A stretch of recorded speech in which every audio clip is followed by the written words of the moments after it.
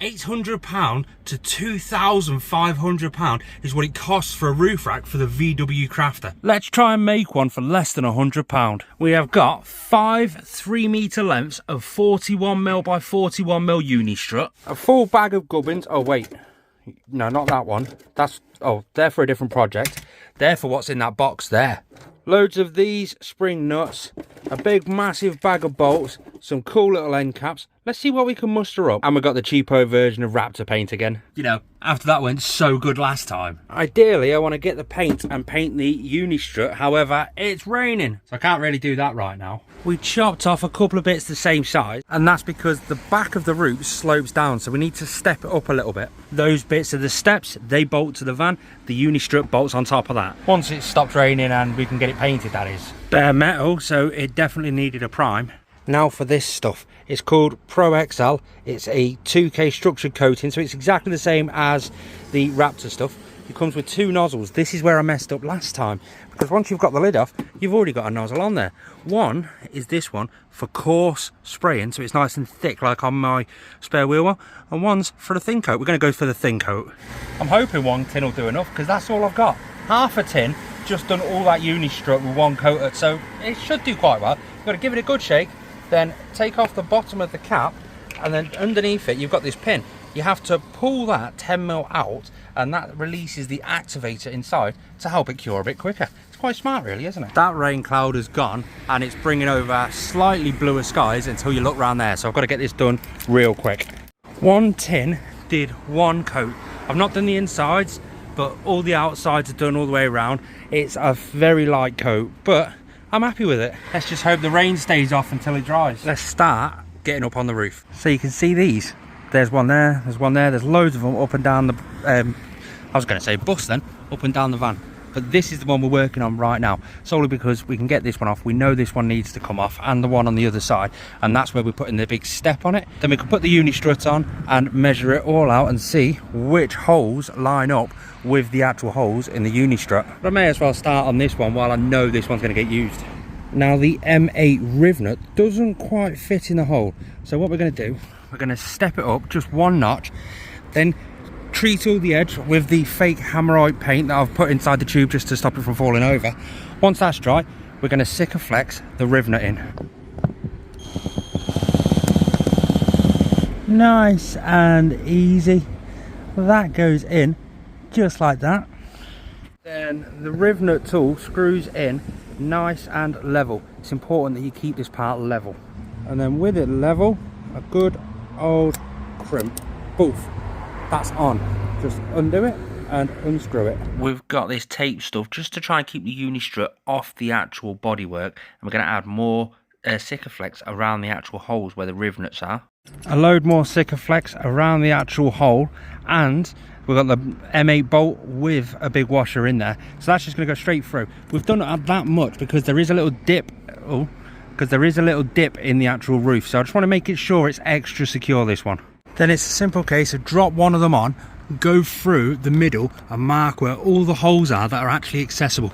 I've managed to get 6 lined up on this side. Remove the Unistrut, go through and do the exact same process on all of the ones you've lined up on. And with that all done, we've got the tape down, we've got all the silicone. It's just time to move the Unistrut back into place and bolt it down. The fiddly bit was getting one of these latches underneath the Unistrut. You've just got a spring on it to keep it nice and pressurised. You twist lock it underneath, and it adheres underneath, bolt straight through from the top to keep it all in place. And with that side completely done, it's time to do this side.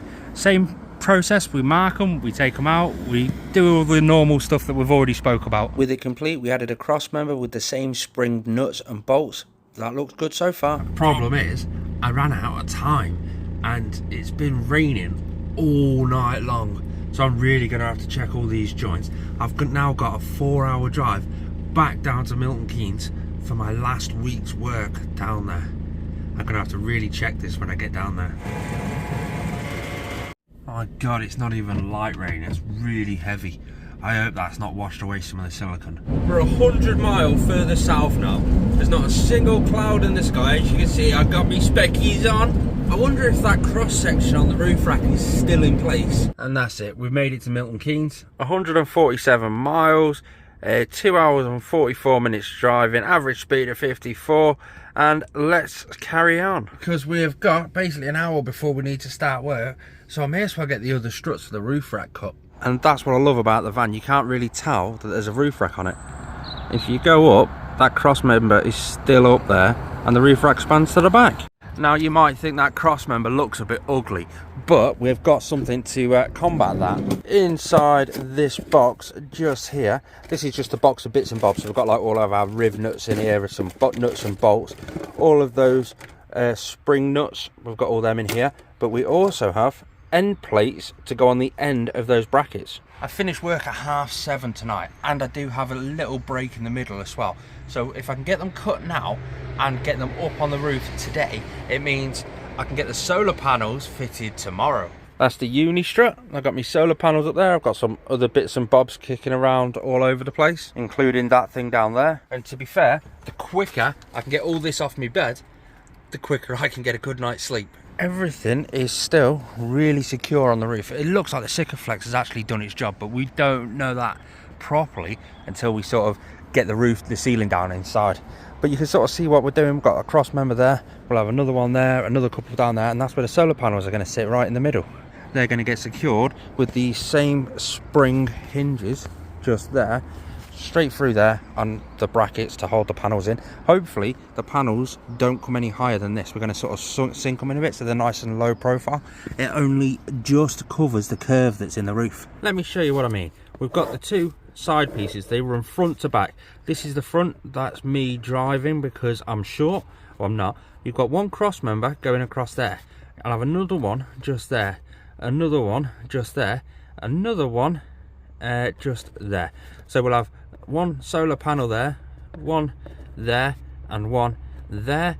That equals 525 watts. So I'm going to need 1, 2, 3, 4 cross members. With one cross member already up there, it means I need to cut another 3. They're 1450 across. So I can get 2 out of a single 3 meter length. The little end brackets that I did, the bit of a sort of standoff thing, they were cut off one piece, and then that other cross member that I've already put up there was cut off on the same piece. This is what's left. So I'm going to measure that to see what length that is. That piece is only 1420, so that's too small. So that's just a spare piece of offcut. I've got to cut a couple of lengths off this. Quite simple. Got the tape measure. We've got some lubrication. We're cutting metal, and I've just found it smoother when you're using some lubrication. I've got a jigsaw with a metal jigsaw bit plugged into the power bank. And with them all cut to size, we've even put the end caps on. We can chuck them up on the roof. Now again, they go up on the roof like this. So these clips go underneath on the rails that are already on the roof. And then compress the spring, stick them up like that. So that is nice and secure. That is an M8 hole. You can get it in M8, M6, anything. And then we've got this, which are the M8 bolts. They go on the cross section. So we get a piece like that, lay it across, and as you can see, the hole lines up. Get an M8 bolt and a washer straight through, that holds it all into place. Then you end up with a perfect angle. That's also how we're going to be fastening the solar panels to those struts, with the spring clips and then M8 bolts. Now the brackets come with hole sizes that are M6, but I want a bit more sturdy, so I always make those holes a little bit bigger and go through with M8 bolts. But there's no point in putting them on the roof right now because I don't know the exact width of the actual solar panel. As I put a solar panel up, I can get one of them and butt it straight up against it, and there's perfect distance between each other for the solar panel. I may even have a go at fitting that tonight. Let's move over to the solar. The plan that we're going to be doing is 3 175 watt panels wired in series together through the roof of the van with a Scanstrut twin entry glands down into the 150 mppt solar charge control unit from Victron, down to a buzz bar, down to the battery. On the negative side, we have got a shunt that we're going to be whacking into there. So just a battery monitor shunt, just so we can see. One thing I want to do is get those panels back there out and have a look at the actual brackets that hold them, because normally they attach to the panel, come down with like a little leg on it. I want to see if I can invert that, so instead of it attaching to the top and coming down like that, I can attach it to the bottom and lift up like that. That way the solar panel will be sunken in on the roof slightly, keeping its low profile. I'm actually going to save the panels. I'm not going to open them. I want them to be protected in the van while I'm running around. But that's what I've got. 3 Victron energy power solar panels, 175 watts, 2 in this box, 1 in that box. Instead, I'm going to come up and have a look at the ceiling entry gland, because you know your big bulky ones that just look a mess all the time. Well, these are the Scanstrut. It's the dual cable seal, and this is actually a really cool design. It's 100% waterproof, so you've got your seal just there, 25mm hole. Underneath here, that is where the actual, you can see the holes there, that's where the cables come in. So they go in through here and out through there, through into the ceiling of the van. And look, you got all the different holes, so they basically go into there depending on the size of the hose, the cable that you're actually using. Then this whole unit gets screwed down onto the van with what's in there. So 100% waterproof with an IP68 waterproof rating, low profile, a few pre-drilled holes, bungs, long life marine. It's actually a really good one. I'll leave some links in the description down below.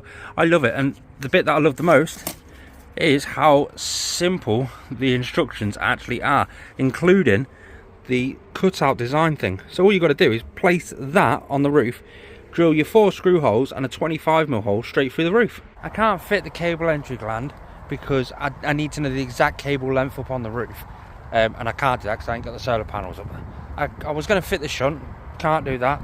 Dumbass me, forgot to pick up the buzz bars. Screw it, I'm going to go for a walk. Lovely little lake, de-stress. Here's a little funny piece of information for you. I went to see a camper van builder, professional one, does a job, done hundreds and thousands of camper vans. And I was telling him, oh no, he was asking me, why haven't you got a hob in there yet? And I says, I don't really want gas. I don't trust myself with gas. And I've not got an inverter and stuff yet, and I haven't got the battery capacity yet for an induction. He goes, well, just stick a gas one in for now. Costs less than 200 quid to get it done. And I goes, yeah, but I don't really know like the regulations behind it all and stuff. And he goes, the regulations are only there for vans that are either going to be hired out, going to be sold, or for a professional builder to build for a client. If it's just yours, do it however you want. He told me a cool way of doing it, so I did it. Don't get me wrong, it's all sort of, it's all been leak tested, pressure tested, all that sort of stuff. And it's actually quite cool. Fun story with it though, is when I bought the hob, it was an LPG conversion. So you got different like nozzles to go in it to like burn a different amount of gas. And I put it all in. The little one was working perfect. The big one was dead weak. So I've sort of looked into it all and stuff. I thought if I put the natural gas injector back in it, see what happens. It was blazing. I was like, oh shit. Turns out I just got the 2 nozzles the wrong way round. That's all. Like the smaller nozzle for the actual smaller hob unit was in the big one, and the one for the big one was in the small one. Anyway, it's a beautiful day. It's all sorted now. You learn from your mistakes, trial and error and all that sort of jargon. I was hoping for it to be a nice sunset tonight. That's why I've come for a walk. It's been like glorious clear sky all day, and then the last 20 minutes it's clouded over. Normality will resume tomorrow. It's going to be night time, I think. It's going to be 7:30 by the time I finish work, and I've had the brackets for the solar panel ordered directly to an Amazon box near work, so I can just go there, pick them up. As soon as I've got them, I can really start cracking on then. It's 7:30 now, so it should be this light while I'm starting to work. I don't know how good the footage will be. But the plan is to get the solar panels up on the roof, get the Scanstrut up on the roof, get it all the wires fed inside, get it all watertight.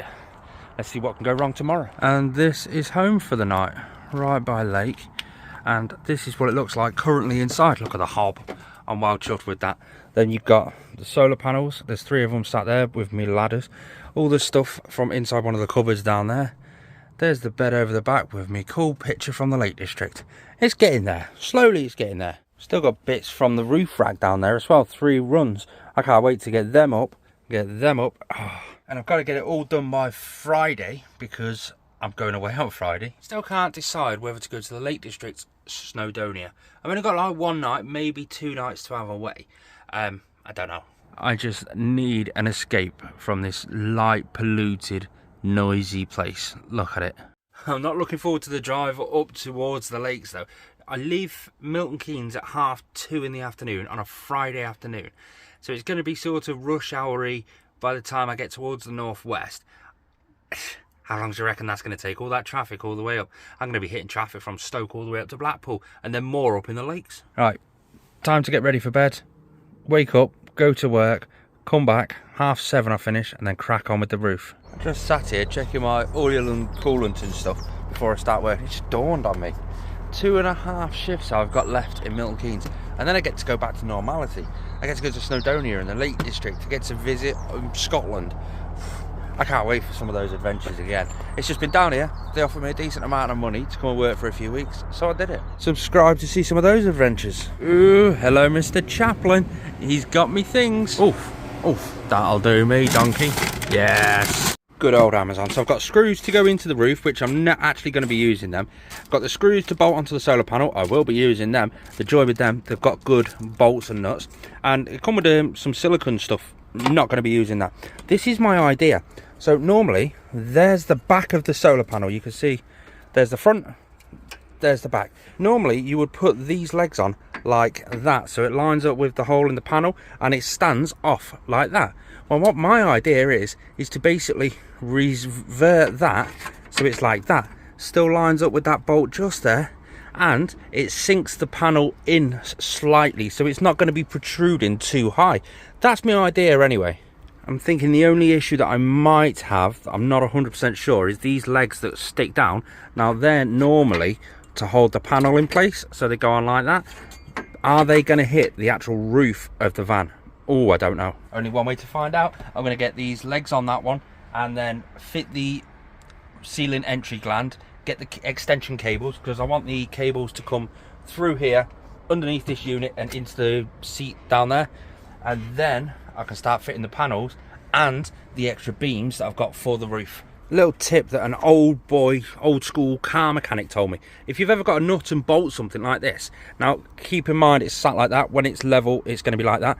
Put the nut in so that if the nut actually does come off, the bolt is still in the hole, just keeps it secure. Since it's come with so much silicone stuff, I think I'm just going to stick a little blob just on there, just as an extra sort of safety feature, just in case they do vibrate off over the course of the next few years. I'll have that little blob there just to sort of help secure it, just until I figure it out and see it and I can fix it properly. I've got 5 hours now until I actually finish work. I'm parked in Works car park at the minute, so that's a little bit of silicone, that little bit of time to dry. And I'm actually tempted to park here to fit the solar panels. Like I said, it's going to be a bit dark and there's a lot of big street lights here, so it might be a bit lighter for me. This Scanstrut dual cable seal, that's IP68 water rated, so it's basically waterproof and you don't need to silicone it down. There's going to be no silicone up there, so I can literally fit it and then drive to tonight's park up. I'm all excited now. I'm like a kid. I can actually get it fitted. I bet something else is going to go wrong though. I'll be able to finally get all this out of the van. I'll be able to get all this metalwork out of the van, get it all up on the roof out the way, and then I can start doing all the internal electrics. We've got the battery monitor from Renogy just there. We've got the Victron mppt solar charge control unit. That's the extra extension cables. We've got extra wiring, and I'm a happy camper. There we go. Just finished work. Let's get these solar panels on. A week I've been waiting to get these panels on. It's just fraught with problems the whole way through. I can't wait to get these on. It's going to be absolutely amazing. It's raining. It's just started raining. I can't believe it. Another thing to face. I've only got like an hour's worth of daylight left as well. I can't be running up and down ladders while it's raining. I can't be slipping around on the roof while it's raining. I can't drill a hole through the roof, well, 5 holes through the roof while it's raining. Damn. I'm just going to have to go round to my park up, I think. It looks like this is in for the night. Which sucks really, because it wasn't supposed to rain. I checked the weather, I've been hard on the weather forecast, and it's not supposed to rain. It's another day, the weather's not too bad, but I have thought of a little issue. Now if you have a look at the brackets, they actually sit lower than the top of the solar panel. So when that's on, these side panels are actually, these solar panels, they're actually longer than the gap in between the 2 roof rails that I've built. So they're going to be hitting the roof rails while they're not going to be able to secure down properly. So I am going to have to turn them around so it does stand off the roof rack slightly. Another one that I already knew about actually is the holes here are made for M6, but I like to have a bit of a more sturdy fixing, so I've gone for M8 bolts. So I am going to have to widen those holes slightly. But so far, it's a beautiful day. Let's hope it stays like that. I mean, it can all change in the next 10-hour shift. The sun's stayed out, it's on the break, we're up on the roof. We're fitting the Scanstrut dual cable seal we've cut out the template, we've marked the holes, and we know exactly whereabouts we want it. I'm going to mark the hole, drill all the holes, 25mm hole in the middle. Going to start with a 3.5mm in those outside holes, then go straight up to the 25mm straight through there. Let me just get some anti-rust prevention and go all over the exposed metalwork that we've just done. Take the sticky back off the back of the seal and drop that into place. Then we've got to see which bung is the right size for our cable. We slide it down onto the cable so it's nice and secure. Then thread the cables through the holes on the Scanstrut that come straight out the bottom, making sure that those bungs go all the way in. You can see one isn't. You just grab and push them straight in. Thread the cables through the hole and pull them from the inside. Then it's just line the holes up on the van with the holes that are actually on the Scanstrut, push it down, screw them in, job's a good one. Then we just slide the cover over, clips into place and screws into place through that hole there. That's what keeps the grommets at the front in place, keeping it watertight. And that's that done. There's my cables ready for later on today. Looks still like a fairly nice day, so we may even get the solar panels up today. That is perfectly secure, looks absolutely stunning. That's the Scanstrut dual cable entry gland. I'll leave that linked in the description down below. I just turned around and saw that big black cloud, so I'm going to get a bag and just stick it over the MC4 connectors that are up on the roof, just to sort of, if it does rain, I'm not going to get any rubbish or rain or wet in these. When these are connected, they're fully waterproof. When they're not connected, they're not. There we go, finished. And it's still a fairly clear sky except for that bit just over there, so I can get changed and then start working on the actual roof. Whee! I can finally sort out all of that. We've got the positive and negative coming down. They're obviously going to get hidden. We've got the 3 solar panels. They're going up with the ladders. The tools to fit everything in. And somewhere amongst all this is my clothes I'm about to get changed into. Got to sort out the tools and bits I need to take up on the roof. So we've got all the spring clip things. We've got the nuts, bolts, washers, whatever we need. The screwdriver bit. Why would I need a screwdriver bit? I don't know. There's probably a reason. My 13mm spanner, which I'm going to attach to the drill. I've got my spacer cutty thingy-mabobby because I need to space out loads of holes and a few drill bits to be able to, because I've got a few more holes to drill. I think that's everything. I think. First job, I've got to space those nut holes out with one of those bits just there, just so that they'd fit an M8 bolt. Then drop the next cross member up on the roof. Wouldn't be a project that I'm doing without another problem. My cordless drill's just died. I'll whack that on charge while I get that up on the roof and get it situated. I'm going to get the positive from the panel and attach it to the positive that comes through the Scanstrut. This is going to be my positive lead.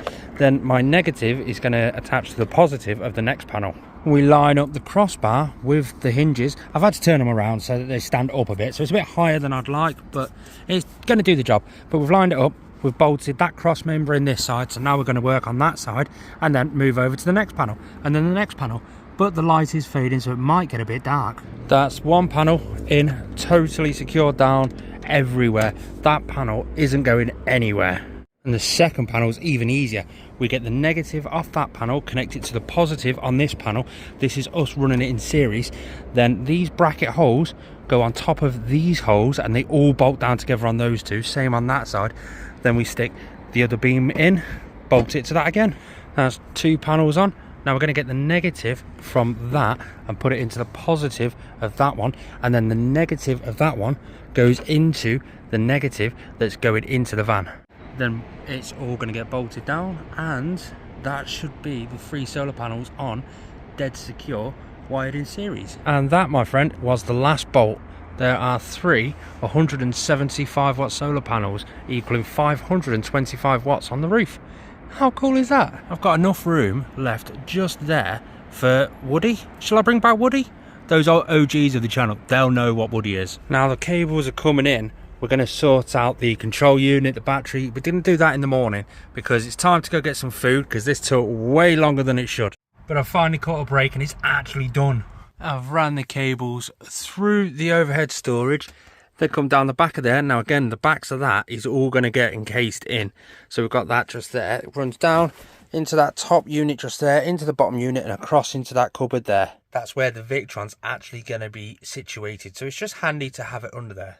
And then in the mess that is the Victron cupboard, we've bolted up the mppt solar charge control unit. We've added the battery cables. They're not connected to the battery just yet. That'll be in the morning sort of job. We've got to make some more ventilation because now we've got 2 Victrons in here. There's going to be a little bit of heat, so I want to add a little bit more ventilation and stuff first. Those 2 are going to go through to the battery, well, through to the buzz bar. And these 2, so you've got the red one there and the black one just there, they're already ready, cut, just to bolt straight up. But obviously you need to connect that to the battery first so that that knows that it's a 12-volt system before you connect the solar up to it. But I'll be honest, that's me done for tonight. I'm knackered. It's coming up close to midnight. Good night, guys. I'll see you in the morning. It's 7 AM. The sun's just rose over there nicely. It's nice and bright outside.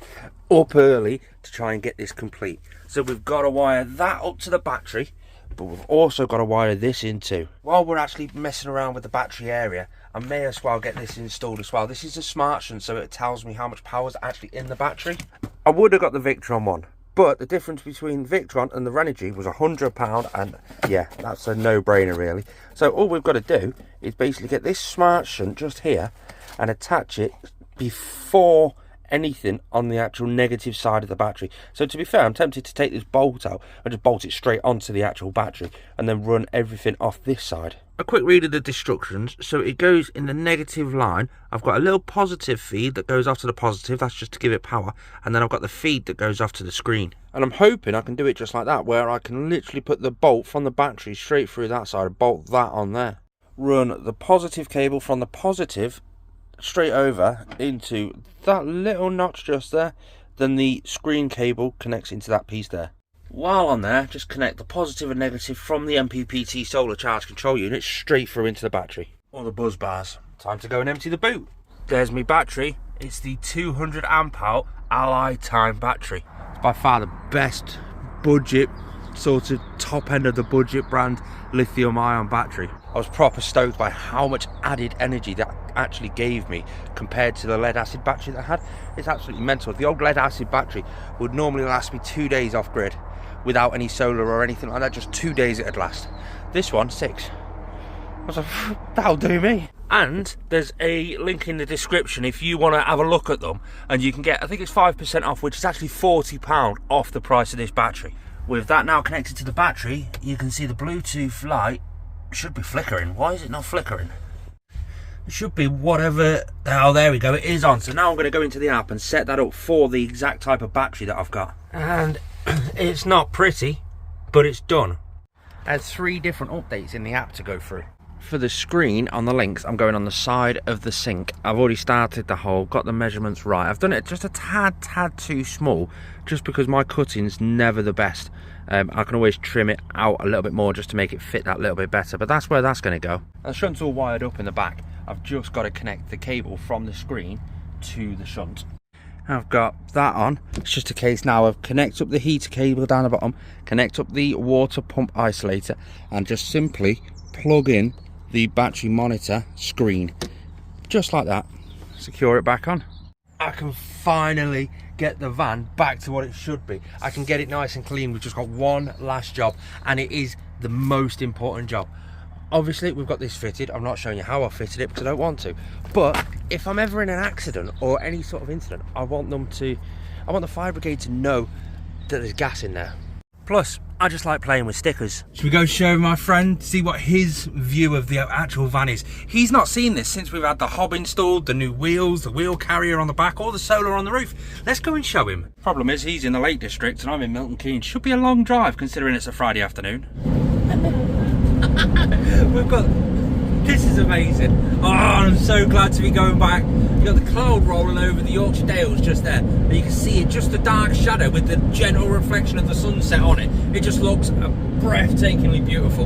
Over there you've got the sunset. Directly in front of me you've got some Lake District mountains. Oh yes, this is life. I'm not on anything, I promise you. This is awesome. Just got here. It is 9:15. That means it was a 6-hour drive to get up here. Jordan's not here yet, so be interesting to see his reaction on the van when he gets here, because he hasn't seen this van since way before it was even looking like this. But it's pitch black. It's definitely silent. I can't wait to see them. It's been a while since I've seen them. It's so nice to be back up in the lakes. We've got a clear sky and loads of stars. There's the van. I've just got the side door open with a light on the inside. Look at that. This is amazing. I wish I could show you like the full effect of the stars. It's absolutely breathtaking. But Jordan's going to be coming up that road there, and he's got this massively obnoxious light bar on the top with some flashing lights on his bull bar. Guarantee you he's going to start prattling around with that. I can see lights. That means he's here. That means he's here with his obnoxious lights on. I told you, didn't I?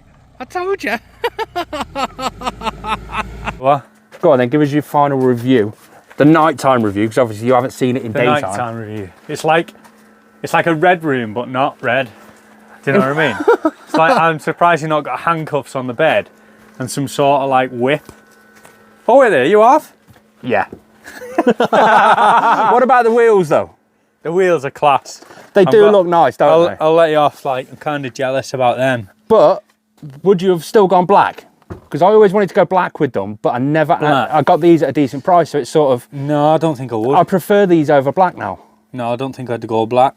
Nah. Black goes dirtier quicker, and they probably won't dirty as much. No, maybe not. We'll see. I've not washed them yet though. I can't wait to go back into work on Monday and actually give the van a good wash. What, the wheels? Yeah. The wheels cost you £4 grand. 4 grand. 4 grand.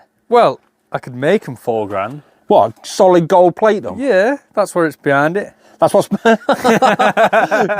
gold fake calipers don't count. So if I see my wheels gone in the morning and I'm on bricks, I know why. Right, should we get the fire out? Yeah. The next morning we awoke early for what can only be described as an absolutely breathtaking Lake District sunrise. Tune in next time to see this whole adventure.